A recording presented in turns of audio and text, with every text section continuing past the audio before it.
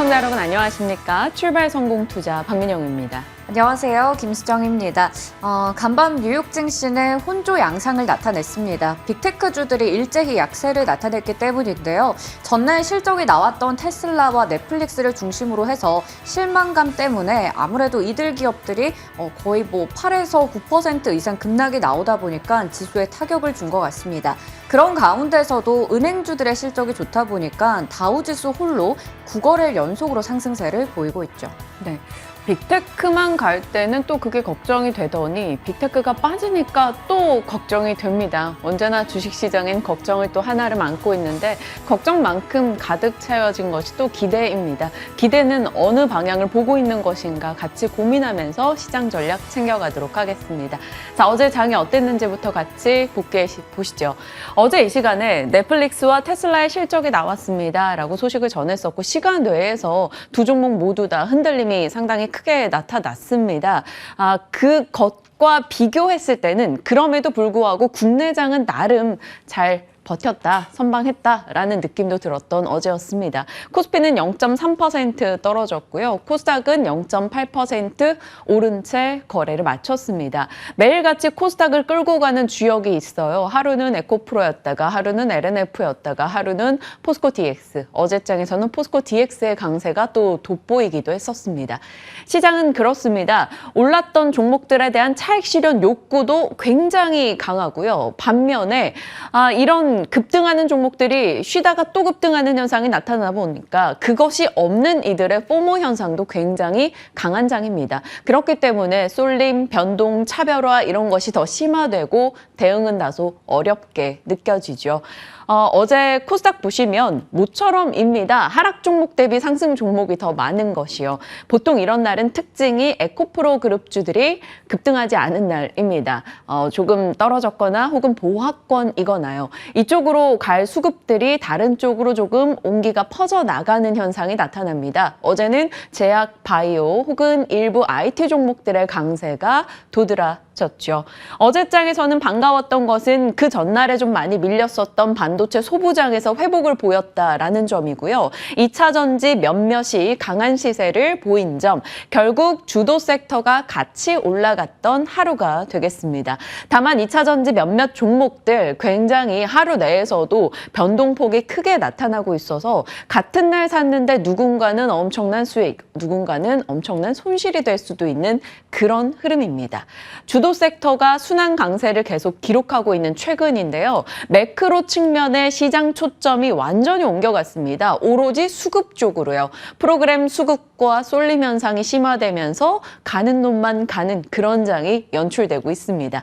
자, 어제 오른쪽 보시면 반도체 그리고 애플 AI 이슈로 인해서 반도체와 PCB 이런 쪽 흐름 괜찮았고요. 어제 브리핑에서 짚었던 폐배터리 장비 쪽도 분위기가 상당히 좋았습니다. 그리고 2차 전지 소재단에서 나름 좀 소외되어 있었던 분리막 쪽의 최근 흐름이 괜찮죠.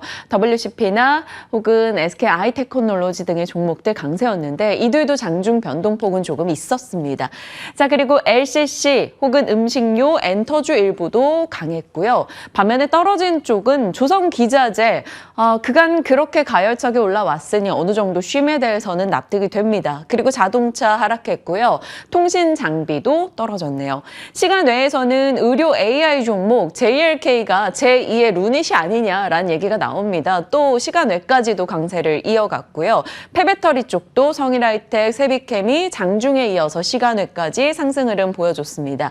그리고 SK케미칼 같은 경우는 당뇨 복합제 관련한 이슈 속으로 시간의 상한가 기록했고요. 반도체 소부장 특화단지 이야기 속에 가온칩스, AD테크 이런 종목들도 시간 외까지 시세를 보여줬습니다. 자, 어제 하루장의 흐름이 되겠습니다. 넘겨보시면 실적, 빅테크 기업 혹은 각국의 굵직한 기업들의 실적이 쏟아지기 시작하면서 시장에서는 변동성이 조금 심화되고 있습니다. 자, ASML 실적 이후에 TSMC 실적까지 어제 장중 발표가 됐습니다. TSMC CEO가 AI 수요가 강하긴 한데 경제 전반의 약세를 만회하기에는 좀 부족하다라고 이야기를 꺼내놨습니다. 그리고 또 하나 매출액이 4년 만에 감소 감소했다. 전년 동기 대비. 이것이 약간의 해석을 달리할 여지를 만들었습니다. 어찌 보면 AI 수요 대응 어렵다. 2024년 말에나 공급 부족이 해소될 거다라고 해서 AI 공급에 대한 수요에 대한 엄청난 강세를 한 번 더 확인을 받았음에도 그리고 시장의 컨센 대비 좋은 실적이 나왔음에도 이 4년여 만에 매출이 감소했다라는 점에 초점이 맞추면서 시장에서는 특히나 뉴욕장에서는 이를 조금 부정적으로 인식하는 흐름이 오늘 밤 사이에 나타났었습니다. 확인해 보시죠. 글로벌 원샷에서 뉴욕장에 있었던 내용들을 전반적으로 정리하겠습니다. 다우, 나스닥, S&P 500 떨어진 채 마감한 나스닥과 S&P 500이고요. 다우는 소폭 올라선 채 거래를 마쳤습니다. 다우는 9거래 연속해서 상승 중입니다. 2017년 이후 최장기간의 랠리를 기록하고 있습니다. 대만 TSMC 앞서 말씀드린 대로 순이익이 감소하고 매출이 4년 만에 줄었다라는 소식 등으로 인해서 반도체 섹터가 영향을 받았습니다. 오늘 필라델피아 반도체 지수가 3% 이상 크게 밀려나면서 반도체가 결국 나스닥, 빅테크와 함께 끌고 내려가는 모습이 나타났죠. 나스닥은 우하향한 채 낙폭이 상당했습니다. 2% 이상 밀려났고요. 이 나스닥이 밀려난데 또 다른 이유는 이겁니다.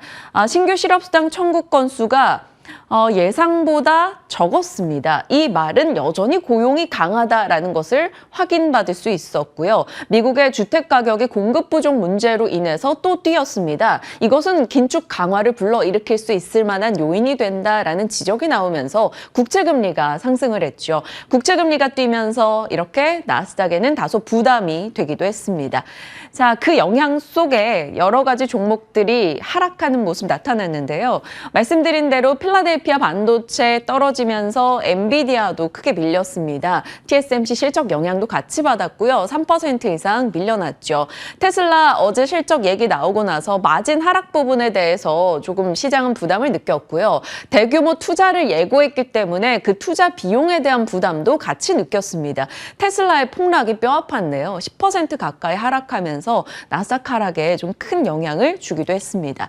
실적 얘기 나오고 실망감으로 빠진 쪽이 테슬라, TSMC 그리고 넷플릭스 되겠습니다. 이들만 해도 오늘 이제 지수 하락에 어느 정도 기여했을까라는 생각이 문득 들 정도죠. 그리고 차익 실현 물량에 대한 얘기도 나왔는데요. 이들은 실적 실망감이 있었으나 실적이 예상보다 좋았음에도 불구하고 꽤 올랐기 때문에 떨어진 쪽도 분명히 많았습니다. 아메리칸 항공, 라스베가스 샌즈 등의 종목들이 5에서 6% 정도 밀려나기도 했죠. 결국 실적 시즌에 맞춰서 시장은 변동을 꽤나 보여주고 있습니다. 그런 가운데 굳건했던 쪽은 이게 되겠습니다. 다우지수 상승에 힘을 실어준 부분일 텐데요. 존슨앤존슨이 오늘 6% 이상 뛰었습니다. 실적 내놓고 가이던스 상향 이슈가 나오면서 강세였죠. 이렇게 제약, 바이오, 헬스케어 쪽이 최근에 방어적 매력과 함께 여러 가지 개별 이슈로 계속된 강세를 이어갑니다. 오늘도 헬스케어 쪽이 좋았는데요. 이런 존슨앤존슨도 있지만 이 이슈도 눈에 띄더라고요. 노보노디스크가 노보노디스크의 삭센다, 그러니까 이 비만 치료제 쪽이죠.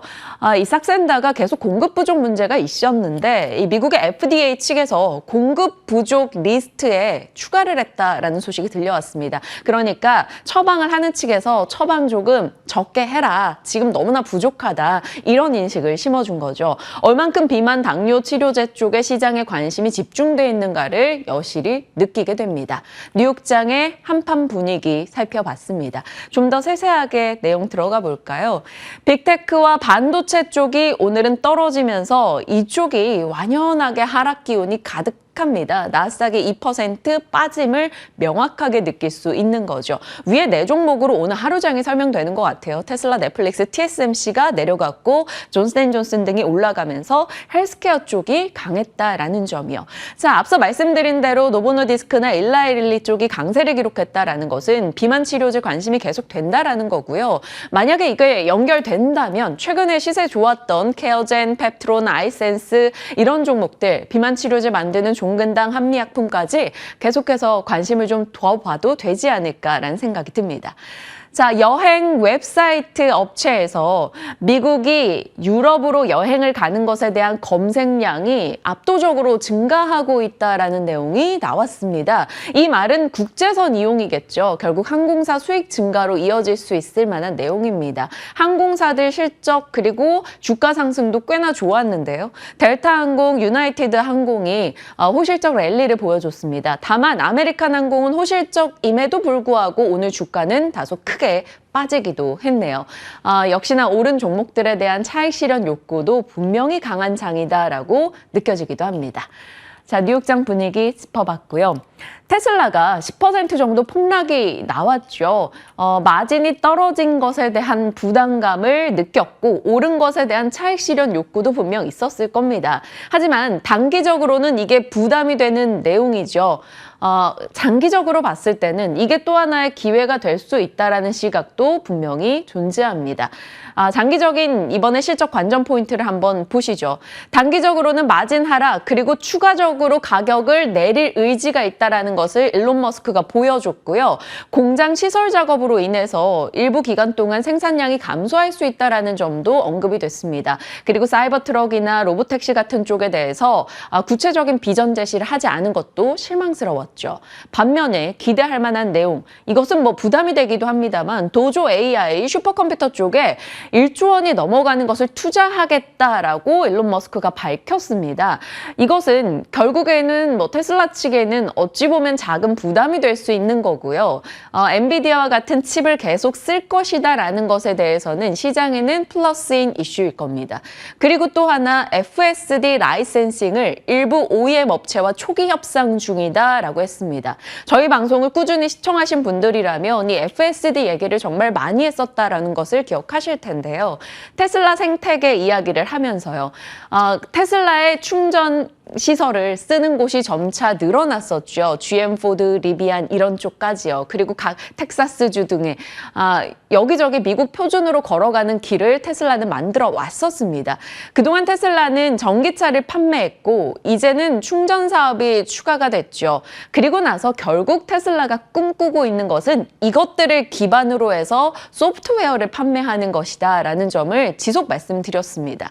자, 어떤 차를 타든 충전은 테슬라. 그렇게 되면 이 충전 사업을 하는 운영 수익에다가 결국 다른 전기차들이 와서 충전하면서 그들의 데이터까지 확보하게 됩니다. 지금 테슬라는 모든 차량에 눈이 달려서 미국 전역을 돌아다니고 있습니다. 전 세계 전역을 돌아다니는 게 되겠죠. 그렇다면 그 카메라로 그 눈으로 모든 데이터를 수집하고 있습니다. 어찌 보면 세계 데이터 수집 1위 회사가 바로 테슬라일 텐데요. 이것을 기반으로 그들이 궁극적으로 꿈꾸는 것은 완전 자율주행이 되겠습니다. 그게 바로 FSD죠. FSD 베타를 판매해서 일부 많은 데이터를 수집해둔 상황인데 이것이 완전 자율주행으로 가게 된다면 관련한 소프트웨어를 이제 다른 업체들에게 판매하게 된다라는 거죠. 그런데 그것을 이미 일부 OEM 업체와 초기 협상 진행 중이다라는 겁니다. 만약에 OEM사들이 이것들을 하나씩 채택하게 된다면 그때는 과연 테슬라 밸류를 어떻게 평가해야 될지 가늠이 잘 안 됩니다. 예를 들어 보면 애플 같은 경우는 그동안은 애플 아이폰 기기로 수익을 냈었다라면 어느샌가 애플 앱스토어 매출이 엄청나게 늘어나고 있습니다. 그것과 마찬가지로 마이크로소프트요. 마이크로소프트 워드 혹은 오피스 이런 것들을 사용하는 것에 대한 기업들이 일정 부분의 금액을 지급하듯이 이제 어떤 차들도 테슬라의 소프트웨어를 탑재하게 된다면 관련한 비용을 내야 되는 시대가 올 수 있다는 거죠. 일단 테슬라는 그렇게 꿈꾸고 있습니다. 그러니까 이에 대한 가격 변동이 나올 때마다 사서 모아가는 사람들은 이 결국 FSD에 대한 미래 가치를 그리고 있는 거죠. 물론 시계열로 봤을 땐 언제 그게 될지에 대해서는 의문이 있습니다. 시장에서는 일단은 테슬라 변동이 단기적으로 나올 것인데 만약에 이게 결국에는 장기 그림이라면 지금이 매수 기회다라는 얘기도 분명 흘러나오고 있습니다. 자, 산업 뉴스입니다. 인도 비바스마티 백미 수출 금지 관련한 이슈가 들려왔습니다. 어찌됐건 계속 곡물 관련한 노이즈가 있기 때문에 식량, 비료 쪽 단기 트레이딩 이슈로 체크하시고요. 원익에서 반도체 식각 장비사인 APTC를 적대적 M&A에 나설 수 있다라는 얘기 들려왔고요. 싱가포르 국부펀드 측에서 데이터 센터를 국내에 설립한다라는 얘기가 들려왔습니다. 그래서 데이터 센터 관련한 기업들 살짝 정리했으니까요. 참고하시길 바랍니다. 자, 시장 내용들 정리해봤고요. 이제 섹터로 한번 들어가 보도록 하겠습니다. 오늘 주제는요? 네, 어제 항공이나 해운 같은 운송 쪽에 좀 이슈가 있었습니다. 그래서 브리핑 준비해봤는데요. 앞서 미국장에서도 지금 최근에 여행에 대한 수요가 늘어나고 있다라는 얘기 주셨고요. 간밤에 항공주도 실적도 나왔기 때문에 그에 대해서 브리핑 좀 체크해 보도록 하겠습니다.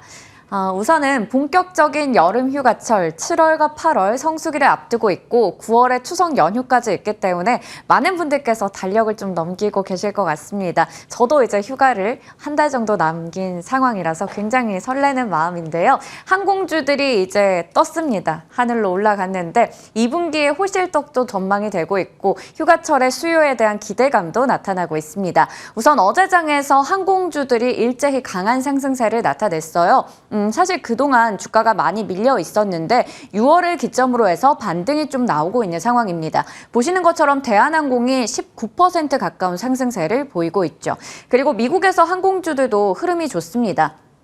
6월 이후로 보시는 것처럼 사우스웨스트 항공이 22% 이상, 델타 항공은 33% 넘게, 그리고 나머지 두 항공사도 18% 가까운 상승세를 보이고 있습니다. 일단 간밤에는 주가에 좀 엇갈림이 나타나기도 했는데 이 부분들은 잠시 후에 체크해 보도록 하겠습니다. 결국에는 6월 이후부터 지금까지 2분기 실적에 대한 기대감을 두고 휴가철에 대한 기대감 두고 주가가 올라가고 있다라는 건데요. 원래 통상적으로 2분기라고 하면 항공주, 여행주에게 있어서는 비수기입니다. 하지만 우리가 잘 알고 있듯이 그동안 여행에 대해서 이 억눌려 있었던 그 수요들이 폭증하면서 아무래도 비수기지만 성수기 같았던 모습을 나타낸 건데요. 크게 두 가지로 나눠볼 수가 있겠습니다. 여객의 업황이 회복이 되고 있다라는 건데 5월 들어서 이미 여객을 봤을 때 14만 명 정도 증가한 것을 나타낼 수 있습니다. 6월 들어서 지금 여객을 보면 453만 명 정도 인천공항의 통계를 좀 체크를 해봤는데요. 이런 부분들을 봤을 때 6월 들어서는 하루 평균 15만 명 정도의 여객이 나타나고 있다라는 게 5월 전체로 거의 볼 수가 있겠죠. 그러니까 코로나19가 나타나기 전 2019년 동기 대비해서 이미 75% 수준을 회복했다라고 볼 수 있겠습니다. 그리고 주요 여행 앱 5개, 야놀자, 여기어때 등등의 5월 결제 추정 금액들을 보니까요. 8천억 원을 돌파한 것으로 나타났습니다. 8,773억 원으로 2019년 1월에 집계한 이후에 최대치를 기록하고 있다. 그만큼 사람들이 휴가지, 여행지를 많이 검색하고 예약을 하고 있다는 것을 확인할 수 있겠죠. 증권가에서는 2분기에 항공사의 실적의 눈높이를 줄줄이 올려잡고 있는 상황입니다. 여행의 수요가 늘어나고 비용의 부담이 줄어든다라는 부분을 토대로 봤을 때 일단 대표적인 이 3개 항공사에 대해서 영업이익을 이렇게 높게 잡고 있다는 것도 확인해 볼 수가 있겠습니다. 네, 그런데 앞서 얘기드렸듯이 미국에서 항공주들이 실적을 내놨는데 실적이 모두 다 잘 나왔습니다. 델타 항공도 앞서 실적이 긍정적이었고요. 유나이티드 항공도 보시는 것처럼 매출은 전년 동기 대비해서 17% 늘어났고 EPS가 무려 전년 동기 대비해서 251%나 증가했는데요. 이에 따라서 간밤의 주가는 3%가량 올랐습니다. 반면에 아메리칸 항공그룹은 보시는 것처럼 매출과 영업이익이 모두 다, 매출과 EPS가 모두 다 지금 컨센서스를 상회했는데도 불구하고 주가가 6% 이상 밀렸습니다. 그러니까 좀 더 눈높이, 기대가 높았다라고 볼 수 있겠죠. 그에 따라서 약간의 또 실망감이 나타나면서 주가는 엇갈린 모습을 나타내기도 했습니다. 하지만 미국에서도 이렇게 긍정적인 흐름들이 실적에서 나타나고 있기 때문에 국내 기업들에 대해서도 실적에 대한 기대감을 여전히 가져볼 수가 있겠죠. 특히 지금 증권가에서 이 실적에 긍정적인 영향을 줄 것으로 보고 있는 게 바로 이겁니다. 원유의 가격이 하락하면서 유류비, 연료비의 부담이 덜어졌다라는 건데요. 그래프 보시는 것처럼 하반기에는 확실히 항공유의 가격이 뚝 떨어질 것으로 예상이 되고 있는 상황입니다. 그래서 지금 증권가들의 이야기를 본다면 미래에셋에서 증권에서는 2분기에 어닝 서프라이즈가 나올 것이다 라고 얘기하고 있고요. 키움증권에서는 올해 미국인들의 평균 여행 경비의 전망치를 봤을 때 전년 동기 대비해서 한 12%가량 감소할 것으로 보이긴 하지만 여름 휴가를 계획하고 있는 미국인들의 비중이 2년 연속으로 올라가고 있다라는 부분을 긍정적으로 봤습니다. 그리고 6월부터 8월까지 미국의 항공 여객수 추정치가 2억만 명 이상을 기록하면서 전년 동기 대비해서 거의 10%가량 증가할 것으로 기대하고 있습니다. KB증권에서도 이 싱가포르 제트유 가격이 평균 배럴당 91달러 정도 기록하고 있는데 전망보다도 9% 가까이 내려갈 것으로 보인다. 결국에는 모두 다 긍정적인 목소리를 내고 있었습니다. 그런데 우리가 상반기에는 LCC 쪽을 많이 봤었잖아요. 이 3분기에는 대한항공의 시간이다라는 것을 증권가 보고서를 통해서 좀 체크해 볼 수가 있었는데요. 우선은 하나증권에서 국제선의 호조 때문에 2분기에는 영업이익이 크게 늘어날 것이다라는 이야기를 내놨습니다. 단거리 노선 수요 같은 경우에는 전분기 대비해서는 좀 줄어들 수 있겠습니다. 그 전에는 사실 많은 사람들이 일본을 간다든지 뭐 베트남이나 이런 쪽을 가다가 이제는 유럽이나 미국 같이 중장거리 쪽을 택하고 있다라는 건데요. 이렇게 장거리 노선의 수요가 크게 늘어나고 있는 상황이고 국제선의 수송도 2019년 2분기 대비해서 그러니까 한 3년 전 대비해서 4년 전 대비해서 약 72%가량을 회복했다라는 부분을 볼 수 있겠습니다. 물론 그동안 실적을 받쳐줬었던 화물의 매출 감소는 불가피해 보입니다. 하지만 지금 보시는 것처럼 화물 그래프가 검정색이거든요. 꺾여 있을 때 국제선 여객이 이를 상쇄할 수 있다라고 볼 수가 있겠죠. 그래서 지금 얘기를 하고 있는 게 위에 그래프는 한국투자증권의 보고서를 가지고 왔거든요. LCC가 최대 성수기가 1분기였다면 대한항공은 3분기가 될 것이다라는 이야기를 내놓고 있습니다. 이 두 번째 그래프에서 윗단에 있는 그래프가 바로 대한항공의 영업이익이 되겠고요. 아래쪽이 LCC 4사의 영업이익 합산이 되겠습니다. 대한항공이 이를 넘을 것이다라는 얘기를 하고 있습니다. 하나증권에서는 투자 의견 매수와 목표 주가 3만 원을 유지하고 있었습니다. 네, 그런데 연초에 워런 버핏도 이 항공주들을 손절했다라는 얘기 나올 만큼 항공주는 정말 어려운 시간을 거쳐왔습니다. 하지만 휴가철을 앞두고 이제 다시 날기 시작한 만큼 주가가 순항을 이어갈 수 있을지도 궁금하고요. 저희 시간에 또 유창희 대표님께서 이번 주 초에 나오셔서 진에어와 대한항공을 토픽으로 꼽아주셨고 진만쌤도 티웨이 항공 그리고 제주항공을 언급해 주셨습니다. 오늘 이들에 대해서 다시 한번 여쭤보도록 하겠습니다. 자, 그리고 이번에는 HMM 얘기해보려고 합니다. 매각 본격화 소식이 전해지면서 장중에 10% 정도 급등이 나왔고요. 한 7% 가까운 상승으로 거래를 마쳤습니다. 매각 주관사인 삼성증권에서 빠르면 이번 주, 최소한 이번 달 내로 매각과 관련된 공고를 내겠다라고 얘기를 했는데요. 지금 산업은행과 해양진흥공사에서 보유하고 있는 40%가량의 지분을 2조 6,800억 원 규모의 영구채 전량을 주식으로 전환하겠다라는 계획을 밝혔습니다. 여기다가 이제 경영권의 프리미엄이 더해진다면 HMM의 인수금액, 몸값은 약 5조 원에 달할 것이다라는 이야기가 나오면서 굉장히 어제 또 많은 주목을 받은 이슈가 되겠습니다. 인수 후보군 이렇게 다양합니다. 여러 대기업들이 지금 눈에 불을 켜고 있는 상황인데 특히 SM그룹에서는 인수전에 참여할 의사가 있다. 이렇게 처음으로 공식적인 이야기를 내놓기도 했습니다. 과연 이 7년 만에 HMM의 주인이 누가 될지 그 부분도 궁금해지는데요. 잠시 후에 관련된 이야기까지 나눠보겠습니다. 잊을만 하면 HMM 매각 관련한 이슈는 한 번씩 꼭 나오는 것 같습니다. 운수창고 쪽에 어제 이슈들을 정리해 주셨고요. 이제 반도체 쪽 내용 살짝 들어가 보도록 하겠습니다. 어제 정부 측에서 국가첨단전략산업 특화단지 지정 이슈가 있었죠. 정부가 7개 특화단지를 선정해서 육성하겠다라는 이야기였습니다. 일부 지원 그리고 대기업의 투자 내용이 들어가 있었는데 지역만 간략하게 좀 정리를 해보죠. 반도체 2차 전지, 디스플레이 총 7개 특화단지인데요. 반도체는 기존의 용인 클러스터, 세계 반도체 클러스터에다가 구미를 추가했습니다. 구미 쪽에서는 웨이퍼나 기판 등 원재료를 조달하겠다라는 것이고 옆에 있는 기업들은 그 지역에서 그 섹터에 좀 굴지의 기업들을 같이 넣어뒀습니다. 그리고 배터리 부분에서는 전 밸류체인을 국내에서 완성하겠다라면서 4개 단지를 지정했죠. 새만금에서 광 광물 가공을 하고 포항 쪽에서 양극재, 청주, 울산에서 배터리 셀, 그리고 다시 새만금의 재활용 이렇게 배터리 전 밸류체인을 각 단지별로 잘 조성해서 키워나가겠다라는 의지였고요. 디스플레이 부분은 천안 아산 쪽, 이쪽에 삼성 디스플레이가 있다 보니까 차세대 디스플레이 육성을 이쪽에서 꾀하겠다라는 것이었습니다. 이렇게 특화 단지와 함께 소부장 단지 5곳도 같이 오픈이 됐죠.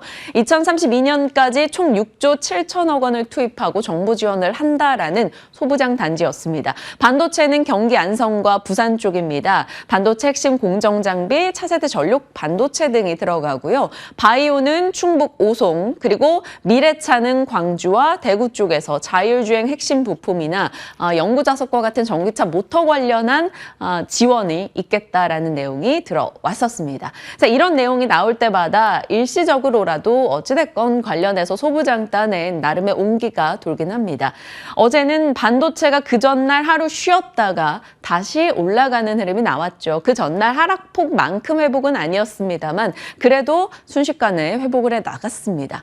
자, 어제 반도체 쪽에 있었던 뉴스는 이것 2개 정도로 정리가 돼요. 앞서 말씀드렸던 이 특화단지 내용과 함께 삼성전자가 AI 스타트업 업체인 테스토렌토와 칩 연구 개발을 개시했다라는 소식이 들려왔습니다. 이 테스토렌토의 CEO가 애플과 테슬라, 인텔, AMD 이 반도체 설계를 주도했던 전설적인 인물이라고 하네요. 이쪽과 손잡고 앞으로 어떤 흐름을 보일진 모르겠으나 파운드리 쪽에 계속된 강화 움직임이 나오고 있다라는 점은 어제 국내 종목을 자극할 만한 내용이었죠. 장비, 부품, 시스템 반도체 종목들 상승했는데요. 제우스 20%, 레이저세, 프로텍 등의 종목도 올랐고요. 덕산 하이메탈 그리고 미코 등의 종목 오픈엣지 테크놀로지까지 같이 강세를 기록했습니다. 관련한 이슈들 살펴다 보면 2차 전지나 반도체는 뉴스가 계속 나옵니다. 반도체 자극제는 업황이 개선될 거다라는 기대, 그것을 좀 빠르게 이끄는 게 AI, 애플, 마이크로소프트, 테슬라, 구글의 AI 관련한 투자가 이어지기 때문에 이 시장에 대한 기대감이 계속 있는 거고요. 앞서 봤던 특화단지처럼 정부의 지원 이슈도 있고요. 삼성과 SK 하이닉스의 HBM을 둔 치열한 경쟁이 반도체 쪽에 계속 사람들의 발을 잘 묶어놓고 있습니다. 어제도 SK 하이닉스 뉴스가 있었어요. 내년도에 HBM과 DDR5 매출을 2배 끌어올리겠다라는 소식이 들려왔습니다. 이런 이슈가 있을 때마다 관련해서 영향권에 들어가는 종목들은 앞서 살펴봤던 한미반도체, 프로텍, 지오엘리먼트, PSK홀딩스 등등이 될 것 같습니다. 오늘 장중에도 반도체 관련한 내용들 계속해서 관심을 받게 될지 궁금해지네요. 다만 미국에서 필라델피아 반도체 지수가 크게 떨어졌기 때문에 그게 어제 우리 장에 선반영됐다라고 볼 수 있을까, 아니면 뉴욕장의 흐름을 받아서 조금 눌리게 될지는 모르겠습니다.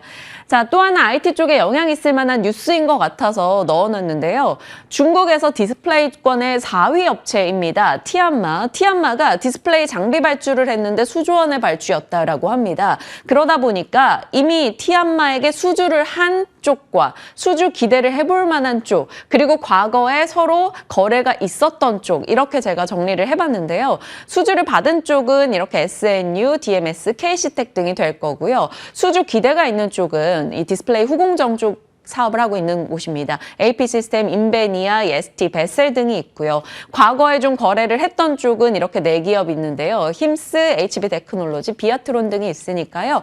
관련해서도 만약에 오늘 장중 움직인다면 이런 뉴스가 있었지, 이렇게 기억해 주시면 되겠습니다. 자, 시장의 여러 이슈들 정리했고요. 지금부터 전략 챙겨보시죠.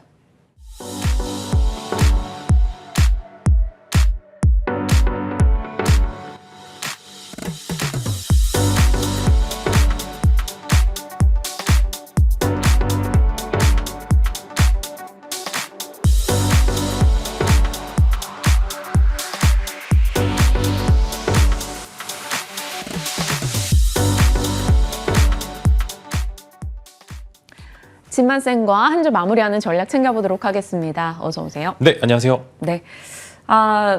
실적들이 나오니까 변동이 좀 커집니다. 테슬라 10% 급락 나왔고요. 넷플릭스 만만치 않고 TSMC도 빠지면서 반도체주도 다 같이 끌고 내려가 버렸습니다. 미국 빅테크 반도체 하락, 우리 장 어떻게 영향받나요?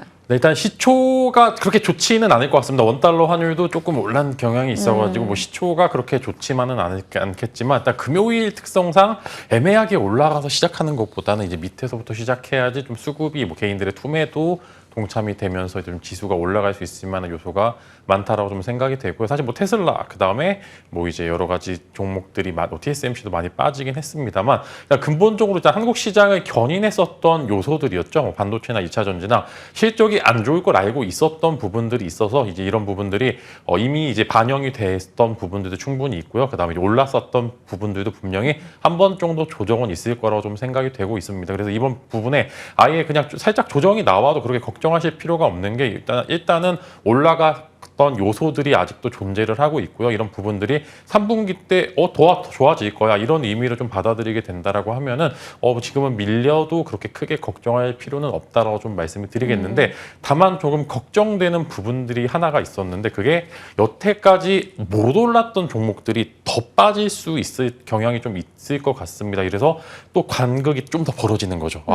이제 만약 조정이 나와도 다시 이제 반등을 했었을 때 여태까지 대세를 좀 주도했었던 2차 전지나 반도체 종목들은 올라갈 때도 다시 반등할 때도 좀 화끈하게 좀 반등을 하겠지만 여태까지 못 올라갔었던 뭐 컨텐츠 기업이라든지 뭐 건설주 같은 경우에는 지수 빠질 때 같이 빠졌다 회복할 때 전혀 회복을 못하는 그런 모습을 보여줄 수도 있기 때문에 사실상 소외주 갖고 계신 분들께서는 조금 더 고통의 시간이 길어질 수가 있습니다. 그래서 이런 부분들이 일단은 때를 좀 잘 기다릴 필요도 있겠지만 한 번 정도는 이제 도저히 좀 이제 기회비용 차이가 좀 있을 것 같다라고 하시는 분들께서는 종목 교체도 좀 적극적으로 해보시는 것도 좋을 것 같다라는 말씀 드리면서 일단은 오늘 뭐 좋게 시작은 못하겠지만 밟고 올라가는 것에 좀 지켜볼 수도 있다라는 점에서 일단은 저는 일단 주봉으로 봤었을 때 꽤나 많이 올랐습니다. 네. 그래서 너무 걱정하실 필요는 없고요. 일단 다음 주 뭐 중간 선거 이전에 있었던 잠깐의 조정 정도로 좀 생각을 해보시면 좋을 것 같습니다.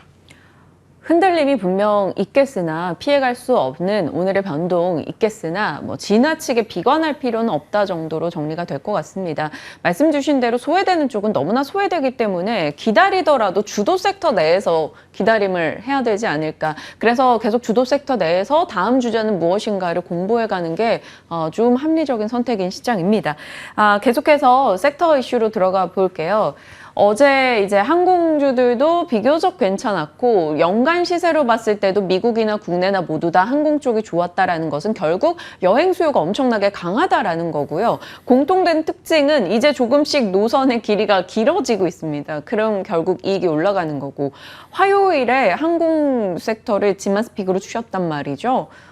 뭐 여전히 그러면 긍정의 시각이시겠지만 좀 살펴주세요. 네, 일단은 최근에 이제 해외 여행을 정말 많이 가셨었는데 이제 최근에 갔었던 이유들은 항공권이 저렴해서 이제 이렇게 좀 기본적으로 베이스가 깔려 있었고요. 근데 이제 또 여름 성수기에 진입을 하게 되면은 항공사들이 가격을 올려도요 사람들이 다 납득을 합니다. 근데 이제 여태까지는 사실 뭐 반값이든 뭐든 일단은 항공기를 돌리는 데 좀 목적이 있었다라고 하면은 이제 여름부터 해서는 수익성 개선이 굉장히 주요한 포인트로 이제 항공사들이 많이 좀 가지고 있었던 포인트가 있습니다. 그래서 최근에 뭐 작년부터 이제 코로나 시즌을 해서 긴축 재정이 계속적으로 이어졌었던 가운데 이제 수익성 개선을 목표로 하는 게 23년도 이제 여름에 항공사들의 각자의 목표이기 때문에 이제 뭐 정말 2분기, 3분기, 4분기까지 해서 여행 수요가 증가를 하고요. 그다음에 여태까지 조금 이제 가격을 낮게 측정했었던 항공권들이 가격이 좀 천정부지로 올라가게 되면서 이런 부분들이 영업이익으로 굉장히 빠르게 좀 전환이 될 것 같습니다. 그다음에 거기에다가 이제 기름값도 많이 떨어지게 된다라고 하면 항공유도 충분히 영업이익률 개선에 많이 도움이 될 것으로 예상이 되고 있기 때문에 저는 항공주들에 대해서 시선이 굉장히 좋습니다. 그래서 뭐 대한항공이나 아시아나항공, 그다음에 여러 가지 LCC 업체들도 마찬가지로 저는 추가 상승이 많이 가능하다라고 좀 보이고 있는데 이제 제가 재작년에는 대한항공이랑 아시아나항공만 보자. 이렇게 많이 말씀을 드렸었는데 올해는 저는 성장성에 봤었을 때는 LCC 쪽으로만 보시는 게 조금 더 좋을 것 같은 게 대한항공과 아시아나항공은 매번 발목 잡는 요소들이 있습니다. 같은 이제 이슈긴 하지만 지금 이제 뭐 2년 가까이 지속되고 있는 합병 관련된 이슈가 계속적으로 노이즈, 즉 이제 주가의 발목을 잡을 수 있는 만한 요소고요. 이제 박스권 상단에서 이제 그 이슈가 나오게 된다라고 하면은 좀 여지없이 좀 맞을 수 있는 만한 부분들, 뭐 공매도에서도 그렇게 크게 자유로울 수가 없다라는 점에서 저라면은 현재 성장성을 봤었을 때는 여전히 LCC 쪽으로 관심을 가져보시는 게 좋을 것 같고요. 조금 밀리더라 하더라도 조금씩 모아간다라고 하면은 이제 당장 2분기 실적 발표 때도 굉장히 좋을 것 같고, 그다음에 3분기 기대 실적도 훨씬 더 좋아지면서 지금은 사실 뭐 실적 발표보다는 이제 다음 분기 가이던스 제시가 시장에서 굉장히 네. 유효하게 좀 먹혀 들어가는 부분들이 있기 때문에 3분기 실적이 좋아지는 게 거의 확실하다라고 하면은 저는 이제 LCC 쪽으로 조금 더 손을 기울이는 게 좋을 것 같다는 말씀 드리겠습니다. 연간 가이던스도 LCC 쪽이 한 10% 정도 상향됐다라는 얘기들도 들려왔고 일단 주가 반응도 보여줬습니다. 지난번에는 TA와 지네요? 제주항공. 이게 기억이 왔다 갔다 하네요. 네, TA와 제주항공 쪽으로 말씀을 주셨었는데 그 관심 더 유효하다라고 정리하겠습니다.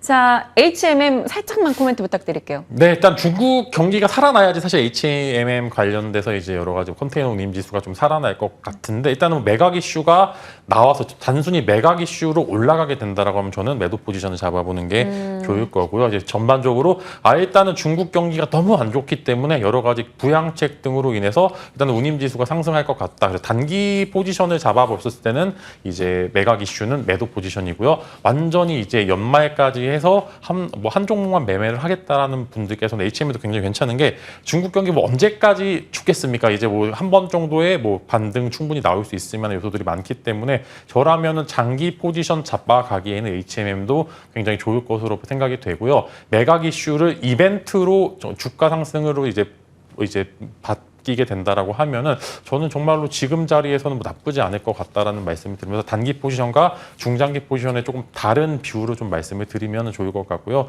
저라면은 지금 굉장히 매력적인 자리 중에 하나다, 이렇게 말씀을 드릴 수 있을 것 같습니다. 네, HMM에 대한 코멘트까지 운수창고 업종에 대한 이야기들 쫙 정리를 해봤고요. 이제 반도체 쪽으로 가겠습니다. HBM 관련한 이슈도 있지만 뭐 정부의 지원 혹은 시스템 반도체 그리고 기존의 메모리 업황 개선에 대한 기대 이런 것들 두루두루 살폈을 때 IT 쪽에서 저희가 지금 어떤 종목을 선택해야 되는지 많은 분들이 고민하셔요. HBM 혹은 관련한 종목들이야 이미 시세가 너무나 났었기 때문에 그들 종목의 변동이 있으니까 많이들 불안해합니다. 어떤 대응이 필요해요? 사실 이제 많이 올라서 이제 제가 이전에 사서 물릴 수도 있겠지만 일단은 일단 결국에는 위로 방향성은 이제 좀 의심할 필요가 없다. 이렇게 코멘트 드렸었는데, 사실 지금 이제 IT 소부장 쪽 컨택이 생각보다 쉽지는 않습니다. 왜냐하면은 하락의 요인, 만약에 하락이 된다라고 했었을 때 당장 실적이 안 나오고 실적 개선세가 과연 보일까라는 이제 그런 질문에 자유로울 수가 없다라는 점이 지금 현재 포인트에서 굉장히 이제 시장의 중간 상승을 막을 수 있을 만한 요소가 딱 있다라고 하는 거는 분명히 불안을 좀 조성할 수 있을 만한 요소인데요. 저는 일단 전반적으로 봤었을 때 반도체는 한 번 정도 조정이 좀 강하게 있어야지만 매력적인 구간으로 이제 좀 진입이 될 것 같습니다. 당연히 HBM에 좀 직수혜를 받는다라고 나왔던 이스페타시스나 한미 반도체 같은 경우에는 뭐 꾸준히 올라도 그런 부분들이 좀 납득이 되지만, 단순히 반도체가 좋을 거야라고 하는 기대감으로 올랐다가 한 번 정도의 조정은 충분히 나와줘야 되는 부분들이 있어요. 당장 돈을 못 버는 기업들이 어떻게 가이던스만 높아질 것으로 예상이 되면서 정말 많이 오르겠습니다. 바닥권에서 반도체 종목들이 정말 많이 오른 요소도 충분히 있습니다만, 저는 한 번 정도의 조정이 있었을 때 매력적인 구간이다라고 말씀을 드릴 수 있을 것 같고요. 이제 뭐 기판 또 다 있겠지만 일단 소부장 각각 봤었을 때는 저는 EUV라는 이제 좀 특수한 이제 포인트로 잡아서 공략을 해보시면 좋을 것 같습니다. 아무래도 뭐 당연히 메모리든 비메모리든 이제 EUV 장비가 계속적으로 투입될 수밖에 없는 부분들이 있고요. 이제 뭐 낸드나 이제 D램 같은 경우 뭐 중국도 조금씩 올라오고 있다라고는 하지만 일단 단순히 EUV 공정 내에서는 뭐 사실 삼성전자나 TSMC 정도만 지금 세계에서 할 수 있는 부분들이 많기 때문에 저라면은 EUV 쪽을 꼭 집어서 좀 말씀을 드리면 좋을 것 같고, 주가는 사실 많이 올랐습니다. EUV 관련주들이 굉장히 주가 많이 올랐고요. 네, 그래서 이제 뭐 SNS텍이나 뭐 이제 관련해서 팹리스 쪽 지금 사실 투자가 이뤄질 수밖에 없는 부분들에 좀 해야지 실적이 나오지 않는다 하더라도 주가 상승을 좀 방어를 할 수 있을 만한 요소들이 많다라는 말씀 드리겠고요. 이제 아까 이제 SNS텍 그다음에 동진세미캠의 EUV 쪽 소부장으로 보시면 좋을 것 같고요. 템리스 쪽은 이제 AD 테크놀로지 관심 보이면서 사실 어제 주가 상승률이 꽤나 많이 나왔는데 매년 이제 관심 갖고 있었던 종목 중에 하나이기 때문에 추가 상승까지 기대해 볼 만하다. 이렇게 말씀을 드리면 좋을 것 같습니다. 포토 레지스트나 뭐 블랭크 마스크 등을 이제 하고 있는 업체들 위주로 얘기해 주셨어요. SNS텍과 동진 세미캠 그리고 AD 테크놀로지까지 얹어 주셨네요. EUV 쪽으로 반도체 압축해서 일단 말씀해 주셨으니까 EUV 관련한 시세들 저희 잘 체크해 나가겠습니다. 자, 진만스픽 확인해 보도록 하죠. 진만스픽은 최근에 뜨거운 종목이죠. 엠로 얘기해 주신다고요. 네, 일단 뭐 AI 관련주도 사실 지금 뷰노나 이제 루닝 같은 경우에는 이제 의료 AI 관련해서 엄청나게 올랐던 부분들이 있습니다만 결국에는 이제 근본적으로 이들이 왜 올랐냐라는 이제 그런 질문에는 돈을 벌기 시작하니까 이렇게 좀 압축이 될 수 있을 것 같은데 이제 그들보다 돈을 더 잘 버는 기업 중에 하나가 바로 이제 엠로입니다. 아무래도 삼성 SDS 인수 이후에 관련해서 계속적으로 좀 이제 대기업들이 좀 이제 바운더리 안에 있다라고 하는 거는 그만큼 매출이나 영업이익에 대해서 일부 보장이 될 수 있을 만한 요소들이 많고요. AI 시장의 성장성에 대해서는 정말 아무도 의심하지 않을 겁니다만 결국에는 이제 하드웨어와 소프트웨어 사이에서 계속적으로 이제 수급 핑퐁이 이루어지고 있는 가운데 시장은 이제 한 종목의 수급이 굉장히 많이 쏠리는 모습을 보여주고 있고 엠로도 보시면 실제로 한 2주 사이에 정말 주가가 많이 올랐습니다. 근데 그 주가를 조금 대변할 만한 요소들도 많이 갖고 있기 때문에 정말로 이제 장기 투자하시는 분들께서는 뭐 조정이 나오든 아니면 이제 쭉쭉 가든 전반적으로 굉장히 엠로 관련돼서 좀 지켜보시면 좋을 것 같다는 말씀 드리고요. 딱 어제 일단 단기 조정이 한 번 정도 나왔기 때문에 지금 5일선 위에서 매력적인 구간에 진입이 되어 있습니다. 그래서 한 번에 막 사시지 마시고요. 중간중간에 이제 눌림, 이제 음봉이 나왔었을 때 매수하시는 전략 사용하게 된다라고 하면 뭐 일주일 혹은 이제 한 달 뒤에 주가가 정말 올라도 정말 의심할 필요가 없는 것 같다는 말씀 드리겠고요. 최근에 이제 시총이 1조에서 이제 5천억에서 1조 가는데 정말 얼마 안 걸리고요. 1조에서 2조 넘어가는데도 정말 얼마 안 걸리더라고요. 그래서 시장이 주도하고 있는 종목 내에서 좀 빨리 잠게 된다라고 하면은 시장이 좋든 안 좋든 관련해서 정말 수익률이 높게 나타날 수 있기 때문에 이제 오늘 같은 경우 금요일이니까 한 종목 다 가져와 받고 엠로 한번 지켜보시면 좋을 것 같습니다. 오늘은 한 종목으로 엠로 이야기 좀 자세히 풀어주셨습니다. 최근에 받는 시세 그대로 쭉 한번 연결되길 바라보겠습니다. 시장에 대한 전략들 진만쌤과 챙겨봤습니다. 고맙습니다.